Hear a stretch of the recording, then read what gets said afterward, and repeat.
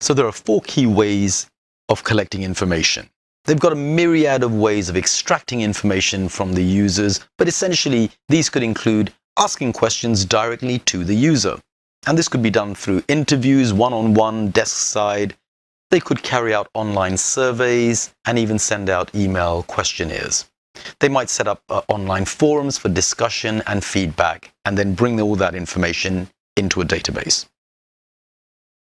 They'll have observational studies.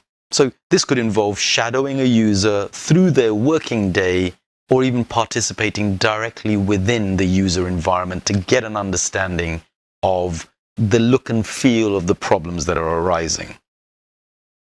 BAs are very good at this thing called prototyping.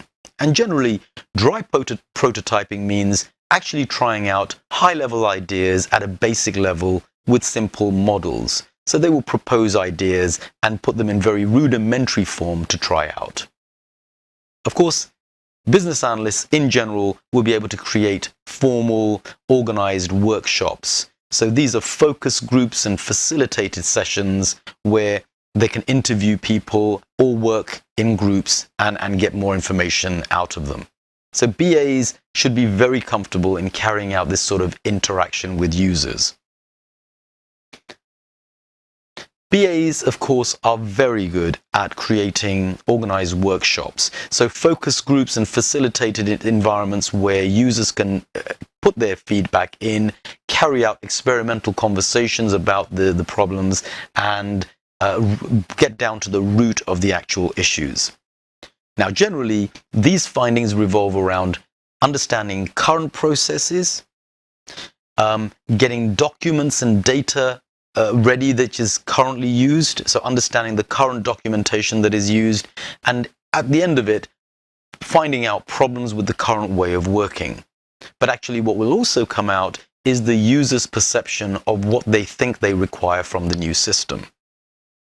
So as I mentioned, user interviews are generally face-to-face sessions, and they're an excellent way of obtaining detailed feedback about all of the above points. User workshops are carried out to ascertain from the user their requirements of a new system. And very often, these workshops will involve users from all different departments that are affected by the system.